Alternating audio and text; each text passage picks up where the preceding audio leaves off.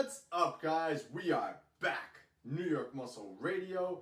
It's your host, Anthony Bevilacqua, alongside my co-host, Big Pete Kacharin, and you are listening to the #1 muscle building fitness show on the planet. Today we're going to be discussing how to maintain your physique year-round. And this is a topic that has basically two schools of thought.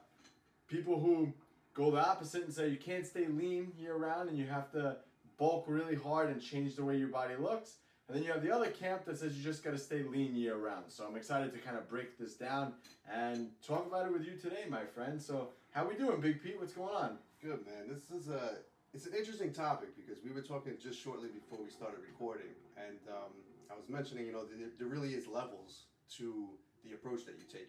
Like you said, there's two different schools of thoughts, but a lot of people take one or the other to the extreme, and a lot of people also take a very slow, consistent approach to either of them. There's people that bulk, that go really crazy with it, and there's people that say, okay, I'm going to bulk, but I'm going to be a little bit less aggressive with it. So there's definitely levels to it, and I was talking to you about it, and we'll definitely share it on a podcast. Where do you think that you kind of fall in line with the schools of thought, and levels to it? Like I said, it definitely progresses. I think at different periods of time, you probably could say you had different views on the subject.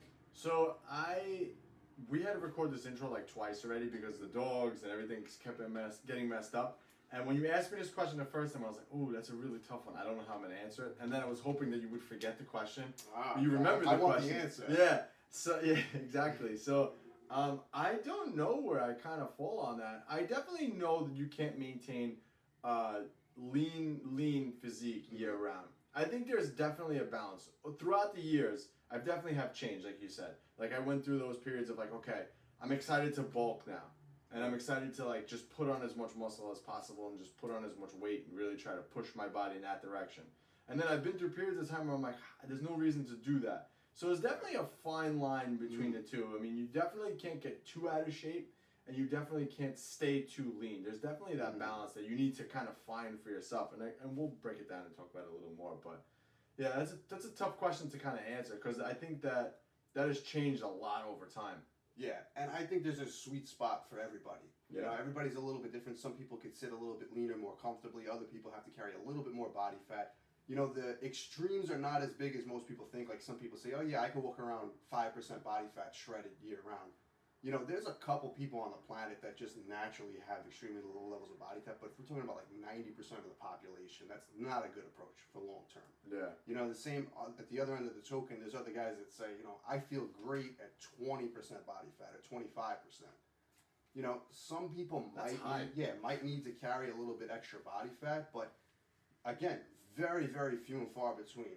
Most people, if we're just talking about the average male, in their 20s, 30s, or even 40s, a great place to stay year round is probably somewhere between 10% body fat and maybe like 14. It's just as a general sweet spot. Everybody's going to be a little bit different. I personally sit a little bit more on that low end.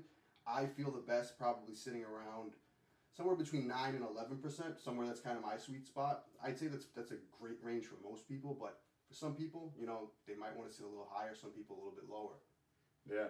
So before we actually roll into this, because there's a lot of things that I want to discuss, but before we roll into this, one of the things that I wanted to bring up, I joined the club. So this club that I joined is the 4 a.m. club. Oh, okay. So you gave me like a look when I'm like a club. He's like, you wouldn't know what I was going to say. I had no idea where you're going with that, yeah. But yeah, I joined the club. I joined the 4 a.m. club. So because I'm just so busy between, running the facilities, trying to grow, my workouts, literally I usually work out in the middle of the day. It's always kind of like been the way it is. And I'm like, this is just not sustainable. I'm literally starting work, stopping, right. And I'm getting like half the work done that I would. So I said, you know what? I just have to bite the bullet and get up at 4 a.m., work out, be done, get the kids to school, and then just work straight. And I'm up and down about it. I mean, I'm getting the crazy thing is, I'm getting 3 times the work done. Okay, so I'm getting so much more done. But as far as so from that standpoint, it's good. It's golden. Right. But as far as like my body and my physique and what I'm noticing so far, like my eating has been like off, and not in the sense like I'm not hitting my macros. I'm still hitting my macros, but like my eating windows are weird now. Yeah. I have to definitely change my food around. Mm-hmm. So in that sense, I'm like, and then like I don't know. It's kind of weird. Like before, I was like I would work out. I've worked out at like noon for years. Like this is like years. I'm talking like probably decades. Yeah, at this point. So and then I've gone through periods where I've worked out at like 7, but that's not the same as working out at 4. Right. So it's like weird because I'm super pumped up in the morning. Like so usually I'd wake up in the morning and I'm like cold, my body's freezing. Right. So now I'm getting up, I'm exercising, I'm heating up right away, and like my body's more pumped earlier in the day, and by like 7, 8 o'clock at night, I'm ready for bed. Right. I'm like, oh man, the day is done. Yeah. And like your body, it feels like I'm almost like more exhausted now than I was before. Right. Like before I'd work out in the middle of the day, and then I never really would get tired. Now I'm getting tired by like 8:30, 9 o'clock. I'm like, all right, I'm feeling it. Time to go to bed. Yeah. But it's weird. It's weird how like that 4 a.m. hour. Yeah. Is a totally different hour than any other time of day. Oh, absolutely. Totally different hour than any other time of day. Even if you got up at 6, it's not the same as getting up at 4. No, it's not at all. It's not at all. Your body's not really meant to be awake at that time. You know, biologically, we're really meant. Is this Liver King talk? I don't know. I don't know what his viewpoints on sleep time is. Not necessarily hours, but schedule. So I do know this because he actually talked about it the other day. I saw it. I like read a comment, and he says that he goes to bed when the sun goes down, and once the sun starts coming up is when he gets up. That's actually what I believe. That's pretty much like if you talk to most people, even sleep doctors and people that are definitely more knowledgeable on the subject than we are. I think that's what they agree with. What they fall in line. I had gotten advice from my doctor years ago, and that's exactly what he told me. He's actually Japanese, and he follows a lot more less traditional approaches to medicine and things like that. So when he tells me other lifestyle things, I tend to listen a little bit more because he's not really just reading from the textbook. Yeah. And he's always told me, because he asked me about sleep, and I said, I aim for 8 hours of sleep. And he said, listen, don't worry exactly about the time. He goes, worry more about the quality and the routine.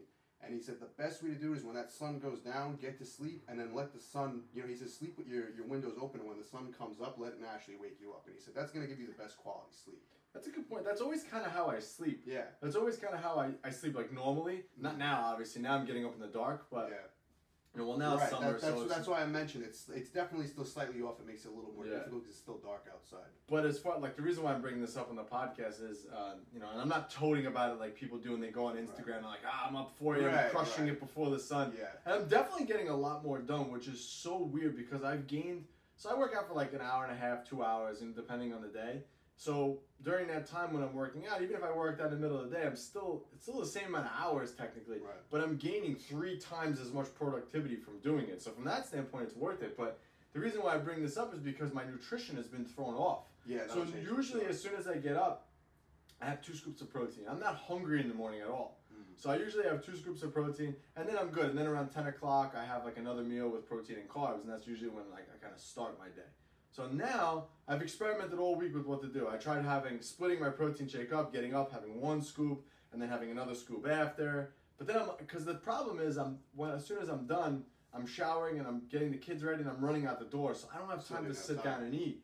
So that's the one thing that's been like a real confusion. So what I've been doing was I'm just not eating now until like midway through my workout. I'll have that shake that I normally would have when I get up at 6. Yeah. So I'm just having that, but I'm not having any carbs. So I got to start throwing carbs in there. It's like I had like my eating routine down, and now it's like it's thrown for a loop. Well, how long after you wake up do you actually work out? Like the time between before this or now? Right now, like so when you wake up, how long after waking up are you in the gym working out? So I'm getting up, I'm going to the bathroom. So that's like probably about a half hour. Yeah, give or take 20 minutes, half hour. You really have 2 options then. You could wake up and then you could have like some type of quick digesting carb right away, or like you said, you could have a shake during the middle of the workout with some carbs in it, and I think you're fine either way. I would definitely hydrate. I've been working out first thing in the morning now. I'm not getting up at 4 a.m. I'm getting up about 6, and I'm working out at about 6:45, 7. So my approach is still about the same. I have about from like rising to getting in the gym, I have about 45 minutes. And I'm doing a shake and carb powder right before. I could arguably do it as I get to the gym and sip on it, but the main thing I'm really focusing on when I wake up is hydration. For me personally, that's the biggest thing. Well, for me, that's not a problem. So I get up in the morning and I'll drink something right away. Like I'll have a whole bottle of water. Yeah. I'll make some creatine in a bottle of water, some pre-workout, and I just down the whole thing. And I drink a lot of water during my workout anyway. Like so, I stay pretty hydrated. So for me, that's not really the issue. And I usually have like a thing of sodium right before too. Yeah, so that helps too. But probably what I'm gonna have to do is either do that. But I don't like the idea of having liquid carbs. I rather eat my carbs, especially now I'm like dieting. So I'll probably just end up having like a banana after and just like holding off until my next meal. But I'm like, what a waste. Yeah, I mean, listen, something always has to sacrifice, you know, and it's the same thing when you talk about training, when you talk about nutrition, when you talk about lifestyle. You prioritize one thing, and unfortunately, certain things are going to have to take a back seat. It doesn't mean that they're less optimal, but they might not be exactly what you want. So if you want to work out early in the morning, and let's just say you love breakfast, you know, I'm a breakfast eater. When I get up, the first thing I always want to do is eat. I want to have a nice large meal. That sets me up for the day. But like I said, I've been working out early in the morning right now, and I'm doing a shake, and I'm doing some carb powder, and that's enough to fuel my workout, to have a productive workout. You know, mentally I get up and I want that food, and I have to, say, listen, it's not productive for me to sit here and have all this food, then get right to the gym and start working out. You know, digestion is going to be off. You know, the workout's probably going to suffer from it. So you have to sacrifice one thing usually. You know, you prioritize one, sacrifice another. You know, because the funny thing is, you know, like a lot of people who work out that early in the morning just fast during their workout. And that's just definitely a way to do it. But I know that that's a missed window for muscle growth. So that's why I'm like, that's why I think having that shake, like splitting the difference and having that shake in the middle is like the best thing. And then probably after the workout, just have like some quick, like I said, a banana or something like that. And then just wait till 10 o'clock for my next normal meal. But these are the things you got to worry about when you're changing. But I can't believe how much more productive the day is. Yeah. Like I said, I literally at least 3 times as much more productivity has come from just not that starting and stopping.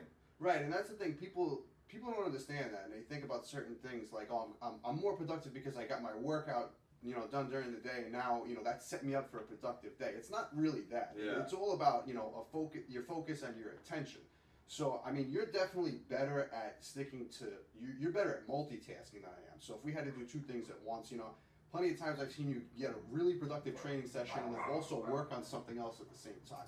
That's like a complete impossibility for me. One is going to take a huge backseat. So if I'm working on something, the workout's going to suffer.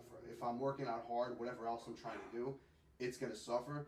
So with anything for me, if I have to focus on a lot of tasks in one day, the only way I could be productive is I have to just check one off the list, give it 100% attention, move to the next thing. So working out is a big thing. It's a big part of everyone's day when they do it. You have people argue online, oh, it's just 20 minutes of your day. It is, but you have to be focused for that 20 minutes. And then you have to get back to whatever it is you're doing after. People have hectic lifestyles. Whatever. If you're going to work out first thing in the morning, if you're going to work out when you come home from work, you still have stuff waiting for you when you get home. So if you work out, you put all your focus in, and then you come home, and then you don't have the ability to focus on something else. That's going to negatively impact what you have to do at home. So you have to set up your schedule and your lifestyle to allow you to be 100% focused on whatever it is you're doing at that moment. Move on to the next task and repeat that. Put 100% effort into the next thing. Yeah, and one of the things I guess too that I like as suffer, I don't know, but one of the things that I kind of suffer with, you're out of the camera, man, so move a little over. One of the things that, like I said, I kind of suffer with is like the anxiety of like getting the workout in, because like for me, I'm like, oh God, I'm gonna. Or something pops up, and there's how many times has it been like, oh, the school called me, I gotta go pick up my kids. So it's like, oh God, I'm like, now I'm gonna miss my workout, and blah blah blah, and like that anxiety is gone by 6 a.m. So it's nice in that sense. Like I don't have to worry about it. It's done. No one bothers me. There's no other distraction, and literally first thing I do is go and do that. And if I had a 9-to-5 job, I would probably be on this routine typically like right before work, because I think that is the best time. You don't have to worry about it. And then chances are after work, it's like the gym's gonna be more crowded. You had the stress of the full day, and now you're like, oh, now I gotta go to the gym. If you get up, if you struggle with that, I think getting up in the morning and going right away is probably the best time to go. Yeah, I mean that's the truth with anything. Anything that's your most difficult task and your most important task. If you get it done early, it's gonna make everything else easier for the rest of the day, because you checked it off your list and you're already productive for the day. You don't have anything lingering. The worst feeling is at the end of the day, oh, it's 5 o'clock and I still have so much stuff I have to get done. That's like the worst feeling in the world. Versus if you're at 5 o'clock and you're like, I got pretty much everything I need done. I could just relax now and set up for tomorrow. That's the best way to go about it. Not everybody has the luxury of setting up their lifestyle that way, but there's always ways to improve it. So if it's not, you might not need to get up at 4 a.m. You know, it might not even be possible with your schedule. Some people have to have work schedules where that's just not a possibility. Some people have lifestyle issues that wouldn't work with. But you can always rearrange your schedule to make it the most optimal. You know, so don't always do what's the most convenient. Do what's the most productive. Yeah, agreed.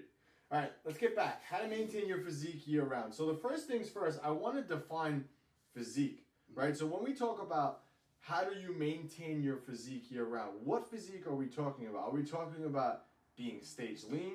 Are we talking about being as lean as possible year-round? So when we say physique, what are we referring to?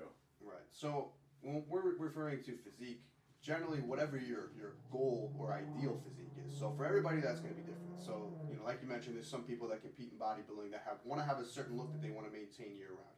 The average person might build muscle and burn body fat because they want to get ready for the summer or the beach, and some people want to maintain that year-round. Or some people just have a specific look that they're trying to accomplish. So when we're talking about maintaining your physique, we're talking about once you reach your goal where you're satisfied. Me and you, we're a little bit of a different breed. There's never really a physique where we're 100% satisfied, but there's a sweet spot where we're saying, okay, I'm comfortable sitting like this and maintaining this physique, but I'm always striving for something a little bit better. So, a lot of people that have goals to improve their physique, either build more muscle or burn more body fat, do so on an approach that they accomplish it. Some people might not even get there, but if they accomplish it, the approach that they take gets them there, and then they say, okay, I accomplished it. Now I'm going to go back to my old ways, and I'm going to reverse all that. And then when I want to get in shape again, I'll do it again. That's not the route to take. A lot of people always ask me, and the reason I wanted to talk about this is, people always ask me, how do you stay in shape year round? They're like, you have the same physique consistently throughout the years. You never seem to gain too much body fat. You always have muscle on your frame. And I thought about it, and it's not something I even have to think about, but the average, and the reason is because the approach that I take, the same thing with you, I'm sure, the approach that you take doesn't really require you to think about it much. But the reason people ask me that question is the average people take an approach to get in shape, and then they know once they get there, that approach that took me to get there is not something I can sustain year round. And then they end up going back to their old ways. Yeah, that's the biggest mistake that people make is like they get to their goal. Right. Okay, I want to look the best by the time I have to go to the beach in the summer or whatever it is. I have to look the best for this event, wedding or whatever it is. And they work really hard toward that event. And then once the event's over, there's not that looming thing in the background. Exactly. And then they just stop and they go back, revert back to their old ways. And that's the wrong approach to have. If you don't see yourself doing something long term, then it's not the right thing to do. And yes, there are certain periods where you have to kind of push the envelope and kind of slam on the gas a little bit and say, okay, I'm going to diet really hard for X amount of weeks because I want to lose a little bit more. Right. Or I'm going to have this period, maybe during the holidays, where I'm going to take a couple of weeks to kind of like take my foot off the gas and enjoy the events and things like that. But, there's a time and place for all that. But if you're really working toward one thing, and let's just say it is a wedding or an event, and you get to that event and you look the best you've ever looked, now you're going to revert back to your old ways. Everything that you work for is gone. So how do you maintain that, right? I think the key with maintaining that is being able to do it in such a way that you're able to maintain all that progress leading up to that. Yeah. So again, like I've talked about this so many times, especially on my channel, keto's a great thing to do for certain people. Certain people just respond to that better. It's a great thing for some people to do because it works for some people. It's easy. You don't have to think about it. I just take the carbs out and that's it. But are you really going to sit here and tell me you're never going to have another carb again? Right. Like, it's just unrealistic long term. Like, yes, it'll work for you for a month and you'll drop a little bit of body fat doing that quickly, right? And if you need to do that, yes. But that's not going to be something you're going to sustain long term. So instead of looking for that quick win, do something that you could see yourself working toward. Like, that's why we talk about flexible dieting, because it allows you to have the things that you want, and then you're able to maintain that loss. And again, I think it also goes into learning about nutrition, period. Yeah. Like, you have to understand how nutrition works in order to be able to maintain, your physique. So there's two things that you have to look at when it comes to maintaining your physique. So one is obviously going to be the approach to training, and one is going to be the approach to nutrition. So since we're on the nutrition topic, we might as well roll into the nutrition discussion. So again, like I said, flexible dieting is going to be the best way to do it. There's no other way about it. And it's not about fitting Pop-Tarts in and fitting in those things you like. And like, yes, that's part of it. But it also teaches you how your body views nutrition. And that's the thing, is your body doesn't view nutrition as, okay, I'm eating this food, so I'm going to burn fat because I'm eating this food. It's like, no, I'm eating 25 grams of protein, 25 grams of carbs, and 10 grams of fat. That's what I'm eating right now. And that's what my body's going to utilize. And looking at it like from those numbers makes it a lot more like, right. Oh, there's no magical foods. Because that was the thing when I first started, is like when I first started bodybuilding, Anthony, you got to eat more sweet potatoes. Just eat more chicken. And it's like, well, why can't I have rice? Why sweet potatoes? They're just better. Why? Right. There was no rhyme or reason behind why. Yeah. So it all comes down to that nutrition approach first, and being able to first do something that you can maintain, all the time. That's why, like you said earlier, for us, it's easy because we don't have to think about it. Right. The plan is something that doesn't require us to stick to a rigid routine. It's able to be flexible and adaptable based on the situation. And wait, I just want to say one more thing based on that, jumping right in there. The other thing too is it has the ability, if we need to push on the gas a little bit, if we want to get leaner, it's only tweaking a little bit, like little variables. Small variations. It's not really changing the grand scheme of it. Like we talked about just before, my nutrition in the morning. My calories throughout this whole thing, my macros stayed the exact same. Nothing changed. The only time changing is like my eating windows. That's the only thing that really changed. But that's what we mean. When you need to push on the gas a little bit, you can still alter some variables.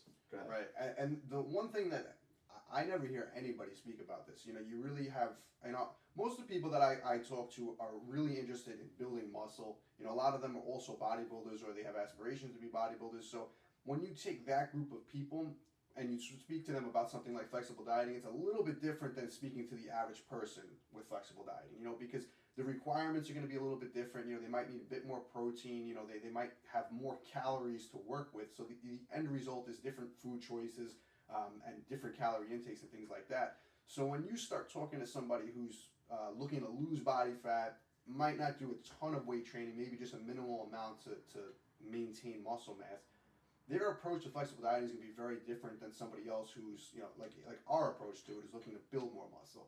And, when you get to that point, the details can matter a bit more. So, it really depends who you're speaking to on the subject. And one thing not a lot of people talk about is how they categorize flexible dieting as one thing. Like you mentioned, a lot of times people just assume that means, okay, you can fit Pop-Tarts and this, that, and the other thing. And that's true to a certain degree. It depends on the level of it and at what your goal is and at what point in your journey in fitness you are. So for me and you and guys that, are getting ready for bodybuilding shows using this type of approach or looking to build more muscle, there's a little bit more nuance to it than, okay, just fit in all your calories and your macros. And there's a time and place to say, listen, these are better food choices to fit within those macronutrient goals.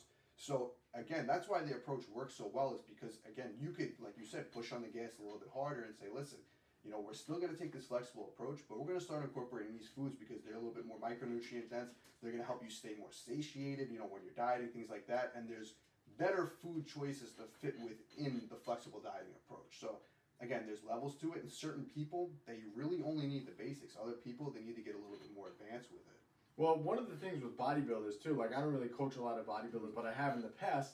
One of the things with bodybuilders is they're very stringent during the time when they're pushing on the gas. So they're trying to get lean for whatever, X, the show, or whatever it is. They're pushing on the gas. But then 6 months later, when their event is over or whatever, they're completely in nowhere. Like they have no idea what their macros are. I'm eating healthy. I'm still eating clean. Like how many bodybuilders, say that? And they know the principles of flexible dieting. It's like, well, you need to be, in order to maintain a good physique year round, you're still going to be doing the same things when you're dieting and trying to get as lean as possible, even when you're trying to put on as much muscle as possible. Like that variation doesn't change. Like that's one of the things for us, it never really changes. Like for us, you would never know if we're dieting or gaining weight based on like our approach. Like we're doing the same thing every day. Whereas you have people, and even the general pop do the same thing too. They work really hard and then they just take their foot off the gas. I know guys all the time in the gym. I'm trying to gain more muscle. I'm just eating. I'm not really tracking anything. I'm just eating. I know what I'm doing with nutrition. That's like the best thing I say. It's like, well then, why aren't you where you need to be? If you know everything, about this. I'm sure there's people listening to this like, I know everything about nutrition. I know what they're saying. Right. But do you have the accountability to do it? Yeah. And that's a good point, because it's something I wanted to touch on a little bit more too. Again, when you're talking about people that are looking to make a big change in a short period of time, a lot of people think that the approach needs to be very extreme. Yep. And again, you can make those changes using a very similar approach to what you were doing before. It's just about tweaking some variables. And a lot of people just assume, and bodybuilders are guilty of this for years, they go from one extreme to the next and they say, okay, I'm getting ready for a contest now. Everything changes. For most people, the approach completely changes from off-season to pre-contest. And then the problem is you make those drastic changes and then you say, okay, I'm going back to the off-season now. You make drastic changes, you go back the other way, and it's this yo-yo cycle back and forth. And, you get results doing it that way, but you're basically changing your body composition back and forth consistently over time from period to period, depending on what your goal is. And that's not the key to sustainable results long term. And that's the same reason you see people get in great shape and then go completely out of shape. There's guys that balloon up 20, 30, 40 pounds in a matter of a couple of weeks or even a couple of months, and then it's a cycle. They have to go back. And like you said, general population suffers from this as well. Same thing when they want to get ready for summer or they have an event. They'll lose that body fat, they'll get in shape, but the approach that they did to get there is not something that they're going to follow consistently year round. They go right back to their old ways. So again, there's levels to it, and the key is, if we could summarize the nutrition aspect of it, is you have an approach that can be followed year round depending on whatever the goal is, and then you just adapt it to that situation. If what you do one point of the year looks completely different than the other point of the year, the approach isn't sustainable, and you likely could benefit from taking an approach that's more consistent year round with just some changing variables. Yeah, for sure. I mean, it has to be that way. Yeah. In order to definitely maintain the physique that you're looking to maintain. And again, for bodybuilders, it may be, me personally too, I always like being a little bit leaner, but there are times, and kind of playing a little devil's advocate with what you were saying before, there are times where, and I would say they're like short sprints throughout the year where you're like, okay, I'm going to diet a little bit harder to pull off a little bit of body fat. Right. And this isn't even talking about like maintaining a physique. Like there's times where you're definitely going to want to let off the gas. Like you can't be 100% strict. Even if you're in a calorie surplus, there are times in the year where you can't be 100% strict. Right. You just can't. The holidays or whatever, you want to enjoy life too. You don't want to be a robot to it, because then you're going to lead to an eating disorder too. You don't want to be obsessed with it. Right. So there's going to be times where you kind of pull off the gas a little bit, and you're kind of going to put on a little bit of body fat, even though you're still tracking and you're going over a little bit. Maybe you pull your calories up a little bit. And then there's times like, okay, I'm going to sprint for 6 weeks and pull off a little bit of that body fat. So I think really what I'm trying to say is, when we say maintain a physique, it's not staying the same all the time. Yeah, it doesn't mean rigid year round. Because that's impossible. Right. You just can't. No. You just can't. Because again, like I said, there's going to be times where, out of your circumstances, you're going to have to pull off the gas. Right. So I think, like you said, you summarized it really well, the nutrition end of it. So let's move to the training aspect of it. How do we sustain a good training approach year round? For me, I don't change anything when it comes to when I'm dieting really hard or I'm trying to change my training is always very, very consistent. I believe that someone who is trying to alter their physique and maintain their best physique, whatever got you there is going to keep you there. You should not change any variable of your training. If you're trying to lose body fat, if you're trying to lose weight, if you're trying to gain muscle, if you're trying to gain strength, doesn't matter. Your training should always be the same. It should never change, because whatever builds strength, builds muscle, maintains muscle the most is going to be the same thing that's going to be able to keep it there while you're trying to diet or whatever it is. Yeah, 100%. So to me, that's an easy one. Just keep going to the gym. It's very easy. Yeah, and a lot of people ask me all the time, they say, okay, should I go to the gym 6 days a week when I'm dieting, looking to build, burn body fat, And there's a time and place to alter your training, kind of fitting this in with what we talked about with nutrition. You kind of have a base plan and a base structure and some principles that you follow. There's a time and place to add variables, adjust variables, change things to make them more optimal. So, one instance that I do talk about sometimes is, and this really only applies to people getting really, really lean. If you're talking about like your workouts, you said, they take 2.5 hours at a time. When you're contest level lean, you might want to structure your training slightly different, where you say, okay, listen, if I adjust my training so I'm not in the gym for 2.5 hours because I'm basically running on fumes, you might make your training sessions more productive by doing something to either. So talking a bit more about the training, this really falls in line exactly what we were talking about with the nutrition aspect. So you should really have kind of this base structure and principles that you follow, and you can adapt them to certain time periods where you do need to adjust things. So one case, and this only applies to a very small percentage of the population, where guys, let's say they're dieting down and they're extremely lean, very low body fat, maybe they're getting ready for a photo shoot or they're getting ready to compete in bodybuilding, maybe just the average person going through a really, really extreme fat loss phase. At a certain period of time, and again, this is only a short period of time, in your case, you said you're working out about 2.5 hours per session. You might benefit from adjusting your training slightly. Again, these are just slight variations where you might make those workouts a bit shorter because now you're pretty much running on fumes. Your calorie intake is so low. You're going to benefit more from, let's just say, shorter workouts. But you're not going to be changing the plan completely. You're going to have that same consistent structure to the plan.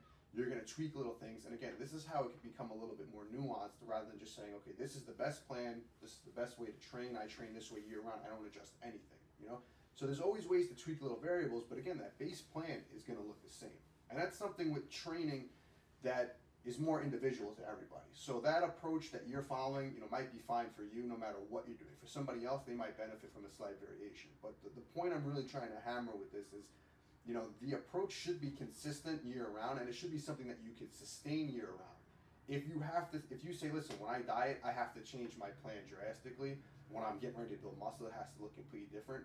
That approach probably isn't optimal for either of those phases, because the approach that's going to work best is the one that you can follow through both of them, because like you said, what builds muscle maintains it. So if you have to change your training when you're dieting, you're probably not training optimally, and you might even lose muscle. Because now they're eating more calories, you can train harder and do other things. Maybe you're training harder than what is optimal. So to elaborate on that a little bit more, some people have this thing where they have to train super hard year round, where every time they go in the gym, they have to kill themselves. There's always the one guy in the gym that's like, he's the hardcore guy, I call it. Like on my channel, I categorize these guys as hardcore. And it sounds like I'm putting them in a bad light, but what I'm trying to say is you're training harder than you need to. And what happens when you do things harder than you need to get the job done? You burn out at some point, Same thing with dieting. People go on keto, they go on these extreme crash diets. And if they're too hard, they can only do it for a certain period of time where they get to the point where I'm finished, you can't do this. Same thing with working out. Some of the guys that go to failure every single set during the gym, they have to max out every time they're in the gym. They have to hit a PR every single time they're in the gym. Most of those guys, they end up burning out, either completely going away from the gym for months at a time, or they eventually say, listen, I can't do this anymore, and they have to take a more sustainable approach. I love training, I know you love training, but you're always leaving just a little bit in the tank, or your training sessions, you're leaving a little bit there because you're saying, listen, I'm training 6 days a week, 7 days a week, whatever it is. I'm looking at the big picture. I'm not looking at just this one single training session, because again, it's that principle that you have to follow consistently year round. There's actually something with business that they talk about, like, instead of always trying to deliver like a 10 on service, you want to be as consistent as possible. So if you're consistently delivering an 8 all the time, your business is going to be perfect. Right. As opposed to trying to be a 10, and then maybe you maintain this perfect 10 and then you drop down to a 2. Right. It's a big fluctuation there, and usually they say when you have that fluctuation is when people complain and lose things, because then they're used to that 10. So, but if you stay consistently at an 8, you'll improve. So one of the things that I wanted to talk about, again, the name of this episode right now is maintaining the physique. So obviously you're at your best point that you feel like you've been at. Now, when you get to your best point ever, you probably have been a little bit more intense with your training because you're working towards something, whether you're working toward an event or you're working toward a competition or whatever it is that you're working toward, right? So the problem, most people put so much intensity getting to that end goal, getting to that lean body fat, getting to that new weight on the scale, getting to the contest, getting to the, whatever. They put so much emphasis and intensity during that time. Then the event is over, take their foot off the gas, even with the intensity of their workouts. So, just kind of to piggyback on what you were talking about before with you have to maintain a reasonable intensity all the time.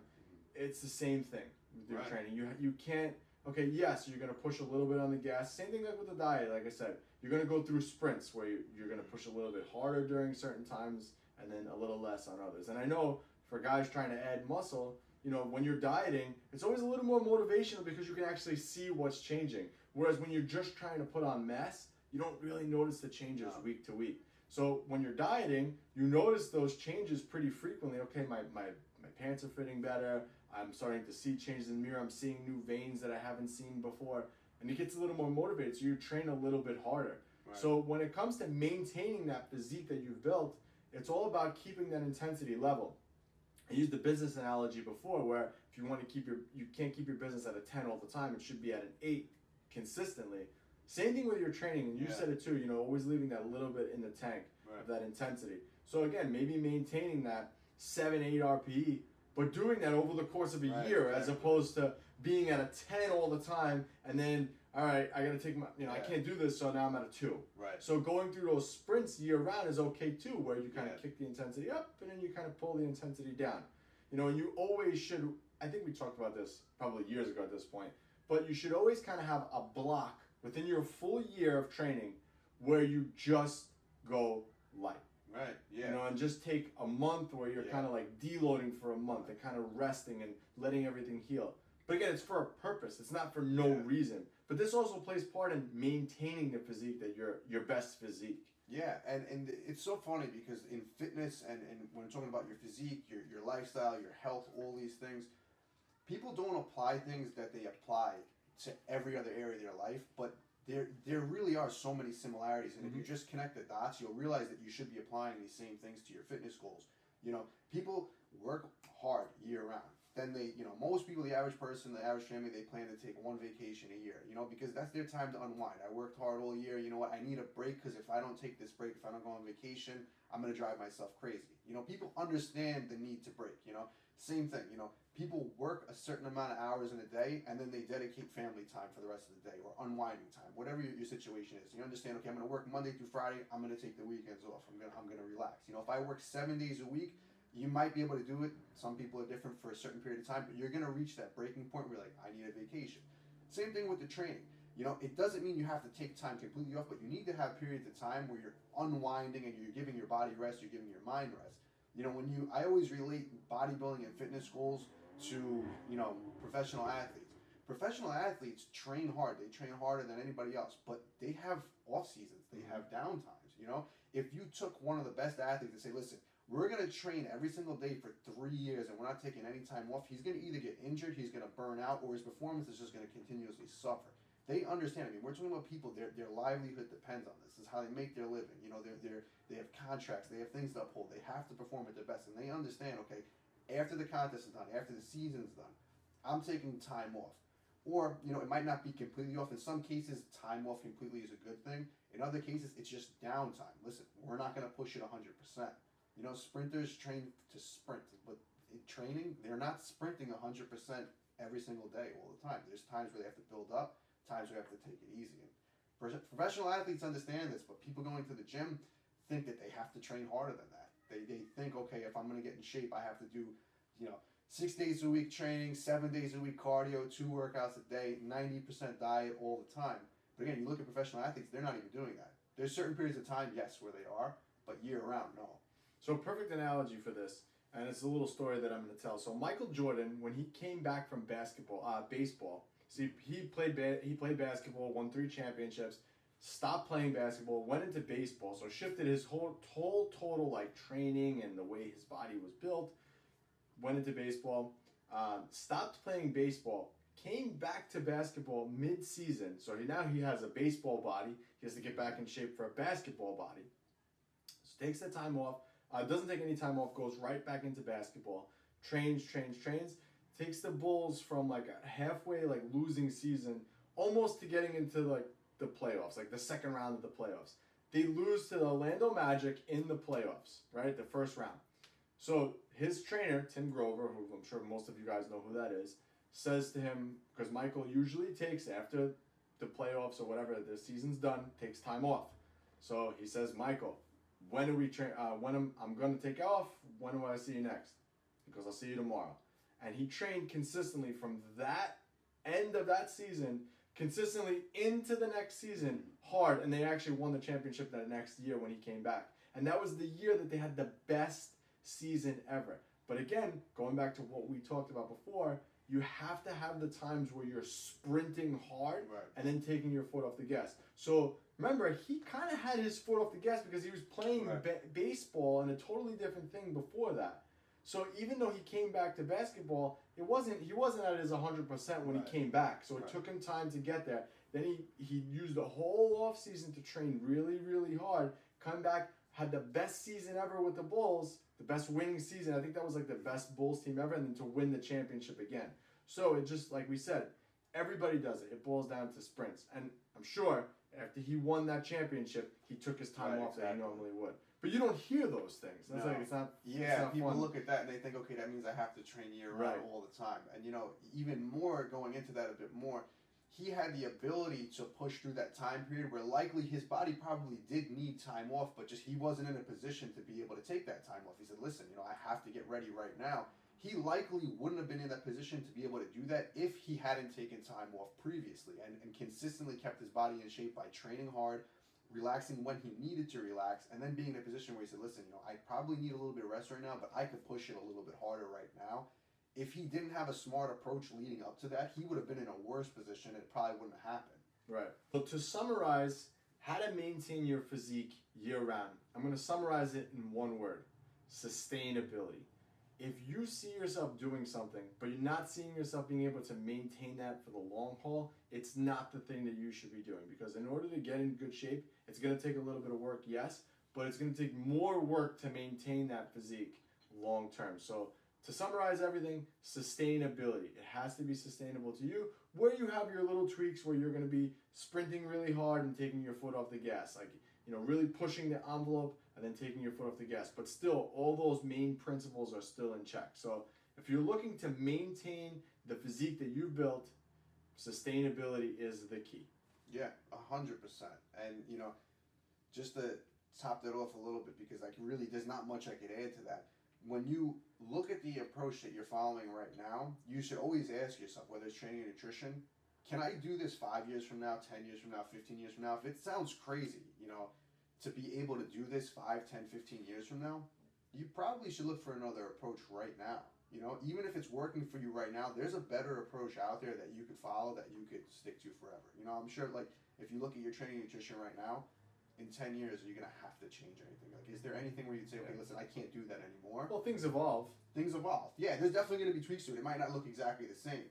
But you're not going to say in 5, 10 years, oh, I can't do flexible dieting anymore. It's not going to work with my schedule. Yeah.